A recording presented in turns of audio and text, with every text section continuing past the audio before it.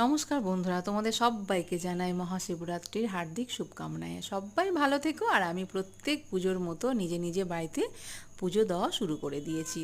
আমার একটা ছোট্ট শিবলিঙ্গ আছে। তোমরা তো এর আগের ভিডিওতে অনেকবার শুনেছো বা দেখেছো যে আমি না খেয়ে থাকতে পারি না। আমার গ্যাস্ট্রিক আলসার টাইপের আছে। বেলা 9টা-10টার মধ্যে যদি আমি না খাই, আমার পেটে পেন শুরু হয়ে যায়। তাই আমি কোনো পুজো মন্দিরে গিয়ে ওইভাবে করতে পারি না। সব পুজো করি, সব পুজো, কিন্তু এরকমভাবে পুজো নিজে ঘরে করে তারপরে আমি নিরামিষ রান্না করে খেয়ে নিই। যাই হোক, তবে আজকে একটা নতুন জিনিস তোমাদেরকে দেখাবো। সেটা হচ্ছে আমার ছেলে এই বছর প্রথম ও শিব চতুর্দশী পালন করবে। এই বছর থেকে প্রথম তুললো, তো ওর সবটা আমি গুছিয়ে দিয়ে ওকে নিয়ে সোজা চলে গেলাম মন্দিরে।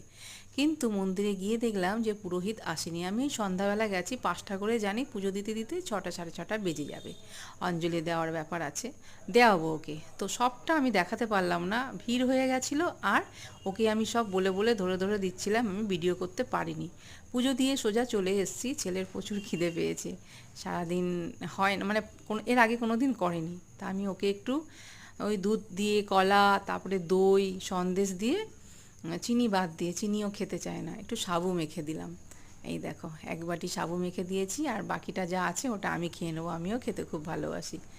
তো ভালো লাগলে একটা লাইক, শেয়ার ও কমেন্ট করো। আজ তাহলে আসি, দেখা হচ্ছে নেক্সট ভিডিওতে। টাটা।